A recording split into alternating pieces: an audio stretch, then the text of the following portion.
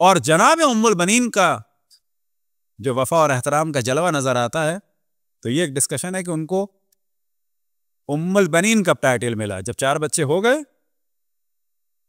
उनको जो उम्मुल बनीन टाइटल मिला, तो बाज़ जगह बयान हुआ तारीख में कि वो इतनी अजीम थी, इतनी अजीम थी, इतनी अजीम थी, ये एक उन खातून को जहन में रखें जनाब खदीजा का मजाक बनाती थी और जनाब सैयदा को अजियत होती थी। ज़ाहिर माँ का मजाक बनाया जा रहा है, और रसूलुल्लाह सल्लल्लाहु अलैहि वसल्लम को अजियत होती थी।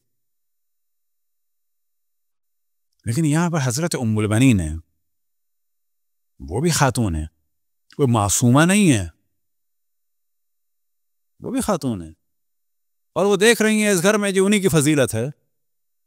सिचुएशन भी एक जैसी है। अगर आप देखें उस घर में फजीलत है हजरत खतीजा की, जानवर ज़बह हो रहा है तो गोश्त जा रहा है जनाब खतीजा की सहेलियों को, फजीलतें पढ़ी जा रही हैं जनाब खतीजा की, और वाकई तमाम अज़वाज में सबसे ज़्यादा फजीलत उन्हीं की थी। जिस एंगल से भी देखा जाए हजरत खतीजा, हजरत खतीजा, हजरत खतीजा, उनसे ज़्यादा अफजल कोई नहीं है। कि बड़ी तेजी से बताएं, अगर माल मयार है एहतराम का तो जनाब खतीजा, खानदान मयार है तो जनाब खतीजा रसूल अल्लाह 4 नस्लों बाद एक हैं।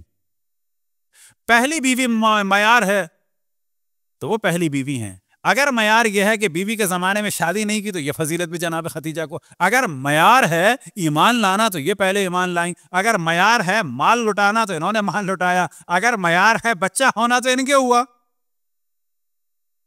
हा? अगर मयार है शौहर का याद करना तो इनको याद करते हैं। ऐसा याद करते हैं कि सहेलियों को भी आखिर उम्र तक गोश्त भेजते हैं कि खतीजा खुश होती थी इनके साथ नेकी करने से। अब जब उन्हें कहा जा रहा है बूढ़ा और जिसके मुंह में दांत भी नहीं, और फिर इसी को आगे बढ़ा दिया गया, जबकि उनकी उम्र 25 साल भी बयान हुई है, 28 साल भी बयान हुई है, लेकिन ज्यादा जोर 40 पे दिया जाता है ताकि एज बढ़ा दी जाए। और कुछ में कोई भी फजीलत नहीं थी, वो अपनी एज को कम जाहिर करती थी, सिवाय एज की कोई फजीलत नहीं थी, और वो भी फजीलत नहीं थी। क्यों? कि अक्सर जगह बयान हुआ है वो तलाकशुदा थी, और अगर हिसाब लगाया जाए मिनिमम 24 साल, 25 साल, 26 साल। लेकिन मान लिया जाए, फर्ज की बात हो रही है, हम नहीं मानते, जितना हजरत खतीजा की उम्र को ज्यादा करोगे, जितना हजरत खतीजा के दांत गिराओगे, उतनी ज्यादा फजीलत बढ़ेगी। क्यों? यहाँ पे सवाल होगा कि आपका दावा है आप बड़ी जवान है, तो भाई वजह क्या है कि जिसके दांत गिर गए, जो इतनी बूढ़ी खातून थी, उन्हें याद कर रहे हैं। मामला उल्टा हो जाता है। याद रखें, अगर हजरत खतीजा की उम्र को बढ़ाया जाता है, इस तरह उल्टा होता है कि आपकी खिदमत बयान किया कि यहाँ पे सोचना पड़ेगा कि अगर उनमें ये खुसूसियात नहीं थी, वो कि थी। याद रखें कि हम भी बाज दफा आधी बात बयान करते हैं जी वो मलिकतुल कुरैश थी, बड़ा माल था, हाँ था, लेकिन याद रखें वो जमीलतुल कुरैश भी थी। पूरे कुरैश में, अरब में उनके हुस्न के चर्चे थे, बड़े बड़े लोग उनसे शादी करना चाहते थे। उनका भाई था, क्योंकि नुफैल तो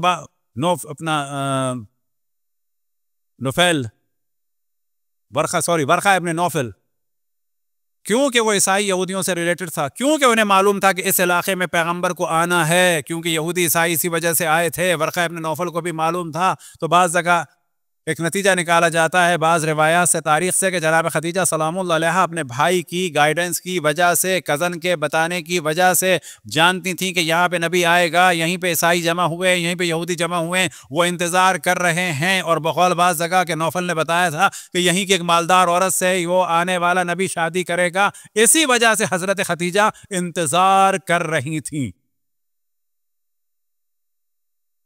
यही वजह है कि जब आपने फरमाया पहली वही के बारे में, तो जनाब खदीजा ने तबस्सुम फरमाया और कहा कि मैं इसी दिन का इंतजार कर रही थी।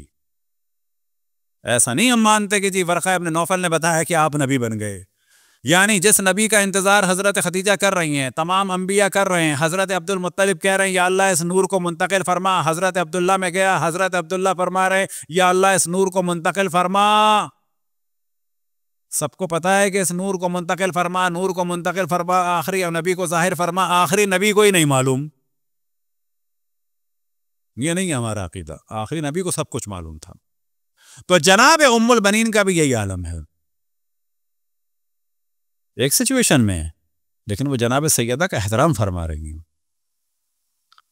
अज़वाज रसूल में जनाब खतीजा के बाद जो सबसे अफजल है, बिला किसी तरद्दुद, बिला किसी खौफ, बिला किसी कन्फ्यूजन के, नाम हमेशा ज़बानों पर हैं अज़वाज रसूलुल्लाह सल्लल्लाहु अलैहि वसल्लम में हज़रत खदीजा सल्लल्लाहु वसल्लम अलैहा के बाद जो सबसे अफजल है, सबसे अफजल है, सबसे अफजल है, कोई इसके अंदर दूसरा कौल नहीं, कोई दूसरा कौल नहीं, वो है हज़रत उम्मुल मोमिनीन हज़रत उम्मे सलमा सल्लल्लाहु वसल्लम अलैहा। हज़रत उम्मुल बनीन का लक़ब उन्हें क्यों मिला? शर्म महसूस करती थी कि इन बच्चों के सामने लफ्ज़ फातिमा आए और उनको फातिमा कहा जाए, क्योंकि उनका नाम फातिमा था। उन्होंने मौला अमीरुल मोमिनीन से कहा मुझे अच्छा नहीं लगता मुझे फातिमा कहा जाए। कोई और खातून होती तो वो तो मुतमईन हो जाए, चलो जी। वो कहती हैं मुझे फातिमा ना कहा जाए, जबकि उनका नाम फातिमा है, फातिमा ही कहला दिया। और मौला अमीरुल मोमिनीन से इसरार किया कि मुझे आप अलग नाम से पुकारें। तो मौला अमीरुल मोमिनीन ने फरमाया उम्मुल बनीन, बेटे होने से पहले। जनाब उम्मुल बनीन के बारे में याद रखें कि बहुत सारे तवस्सुल के तरीके हैं। एक तरीका खुद हमारे हज़रत उस्ताद थे, दुनिया से रुखसत हो गए, अल्लाह उनके दर्जात को बुलंद से बुलंद फरमाए, हज़रत आयतुल्लाह हरम पनाही। वो खुद उन्होंने मुझसे फरमाया मैं जब किसी मुश्किल में गिरफ्तार होता हूँ तस्बीह पढ़ना शुरू कर देता हूँ, सलवात पढ़ना शुरू कर देता हूँ हज़रत उम्मुल बनीन सल्लल्लाहु वसल्लम अलैहा की नियाबत में। यानी ये जो मैं पढ़ रहा हूँ अल्लाहुम्मा सल्ली अला मुहम्मद व अला मुहम्मद, अल्लाहुम्मा सल्ली अला मुहम्मद व अला मुहम्मद, ये मैं नहीं पढ़ रहा, लेकिन मैं पढ़ रहा हूँ। किसकी जानिब से पढ़ रहा हूँ? उनकी जानिब से। कब तक पढ़ता रहूंगा? जब तक मुश्किल हल नहीं हो जाएगी। एक तरीका और जो खुसूसन ईरान में उलमा बयान करते हैं कि शब जुमा से शुरू करें अल्लाहुम्मा सल्ली अला मुहम्मद, अल्लाहुम्मा सल्ली अला मुहम्मद व आले मुहम्मद। जुमे के दिन अल्लाहुम्मा सल्ली अला अली इब्न अबी तालिब, उसके बाद अल्लाहुम्मा सल्ली अला फातिमा ज़हरा, अल्लाहुम्मा सल्ली अला हसन इब्न अली। हर रोज 1000 दफा। किसकी नियाबत में? हज़रत उम्मुल बनीन।